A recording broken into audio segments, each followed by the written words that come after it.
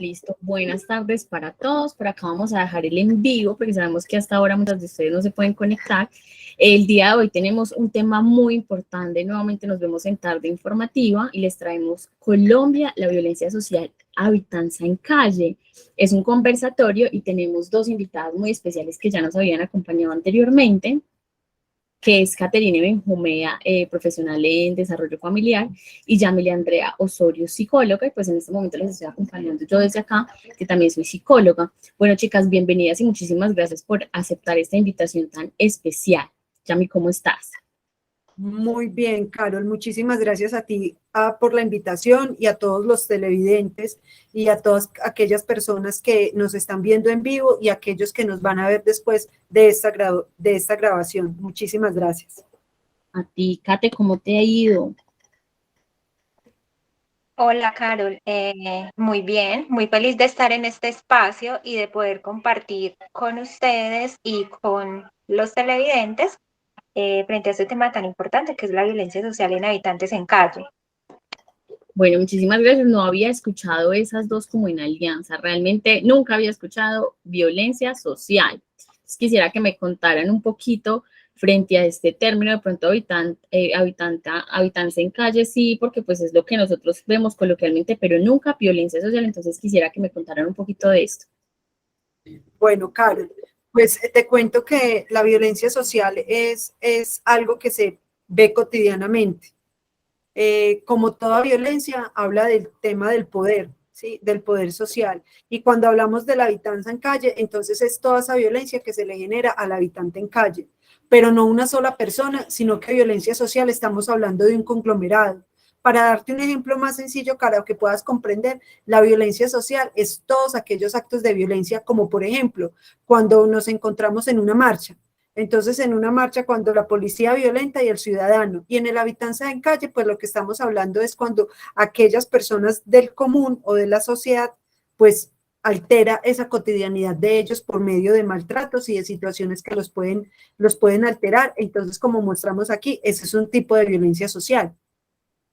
Ay, perfecto. Kate, y tú que eres como la experta en ese tema por tu experiencia laboral, cuéntanos como la percepción y que nos puedas ayudar también con desglosar un poco esta terminología que realmente es como nueva o de pronto no es tan nombrada a nivel social. Bueno, la violencia social, pues la verdad, no solamente se da en un contexto macro, o sea, solamente desde la sociedad, sino también a través del interior de la familia. Entonces tenemos dentro de la violencia social, tenemos la violencia doméstica, la violencia económica, tenemos también la violencia simbólica, es el rechazo y la exclusión que se le da a los habitantes en calle, pero también a sus familias. Claro, y ya que ustedes lo mencionan, categorizar esto viene siendo como bien complejo, porque ellos no pertenecen de manera abierta o conocedora, ¿cierto?, a alguna categoría de todos los tipos de violencia que nosotros conocemos. Entonces, que tú lo menciones ahí, que también lo mencione frente a las marchas, que no están dentro de ningún tipo de violencia, es muy importante para todas las personas que nos están viendo, que sean conocedoras de que existe y que tal vez nosotros, tal vez no, estamos inmersos constantemente en ella. Les iba a preguntar sobre actores, situaciones y expresiones. Cuando hablan de esto, ¿a qué hacen referencia? Bueno, cuando hablamos de eso, hacemos referencia, Carol, que son como aquellas situaciones que generan esa violencia social, ¿sí? Entonces estamos hablando, por ejemplo, de actores. ¿Qué actores generan una violencia social? El gobierno, un alcalde, un concejal, un ciudadano, un policía, el ejército, cualquier persona, o sea, cualquier ciudadano hace parte de esos actores que pueden generar una violencia social hacia los habitantes en calle. ¿En qué situaciones? Cuando nosotros vamos, un ejemplo, cuando nosotros vamos caminando y de pronto en ese momento nos encontramos en la calle, un habitante de calle, y lo que hacemos es cruzarnos y nuestro primer imaginario, y este señor huele maluco o este ya me va a pedir plata. Esas son situaciones y esas expresiones es cuando yo ya le digo a ese señor, uy, cómo huele de maluco, usted por qué estorba, o este no debería estar acá, o usted por qué no se va, usted no debería existir, todos deberían estar muertos. Entonces, a eso hacemos referencia cuando hablamos de actores, expresiones y situaciones. Y cuando dices eso, todos somos actores desde roles diferentes, desde roles diferentes. Y si ustedes no lo mencionan, probablemente todas las personas que están viendo y que van a ver próximamente este video, no lo hacemos de manera consciente, vamos como en piloto automático por la vida, ya que ustedes nos han contado brevemente, ¿cierto?, sobre esta temática, cómo lo veríamos este fenómeno que están mencionado sobre estos tres aspectos que son social, comunitario y político, que yo digo, pucha, o sea, ¿será que sí están dentro de ambos? Yo, hay alguno que veo que poco funciona con esta población. Kate, desde tu experiencia, ¿cierto? Y desde tu quehacer profesional, ¿cómo lo identificarías en esta parte social? Bueno, en esa parte social, a través de la exclusión y de la estigmatización que se le dan a estas personas, bueno, hacen parte de un territorio, una ciudad o un pueblo, pero a la vez no son parte de ellas, porque digamos que si tienen su vida en calle, que digamos que es a través de los trabajos informales o las personas que viven directamente en la calle, entonces ellas son, por decirlo así, en su rinconcito, allá solitos, pero no los hacemos parte de nuestras rutinas cotidianas, de las interacciones, incluso no nos damos a la tarea de hablar con ellos, de dialogar, de saber qué hay detrás de su historia de vida y de conocer que tienen unos sueños y unas metas por cumplir. Y esto va muy relacionado con esa parte comunitaria, y que ya a mí también lo dijo al inicio, como que no soy de aquí ni soy de allá. Y claro, es que nosotros vamos a ciudades y no sabemos dónde están.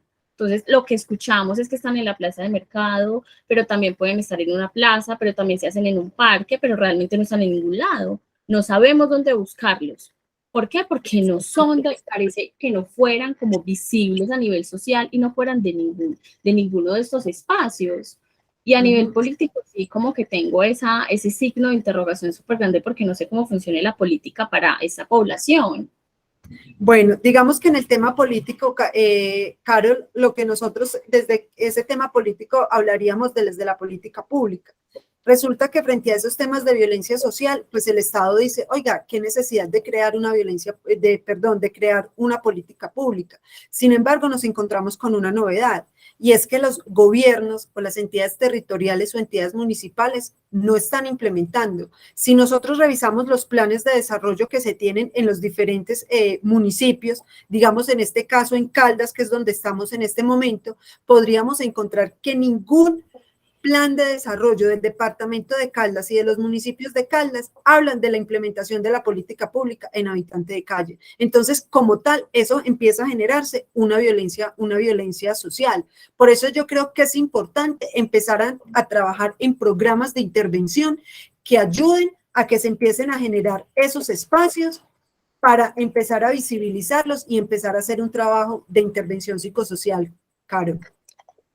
Claro, y nosotros de pronto desde la experiencia que hemos tenido sabemos que hay una cantidad de centros privados que son de desintoxicación y rehabilitación, ¿cierto? Que a veces las clínicas cumplen esta función, pero ¿qué pasa con estas personas que salen de este proceso que sería inicialmente desintoxicación y rehabilitación? Quedan libres y se vuelve un círculo vicioso porque nuevamente vuelven a iniciar el proceso, pero nunca hacen su proceso activo de la resocialización y la integración nuevamente como parte activa de la sociedad. Quedan como a mitad de camino. Entonces, claro, yo le apoyaría desde mi profesión, ¿cierto?, a que sea como este sea uno de los conductos regulares. Sabemos que todas las personas que están en calle no son por consumo, pero si están en calle, tenemos que identificar por qué lo están, y ese proceso de resocialización, así sea la institucionalización para los adultos mayores, ya hacen parte de un proceso.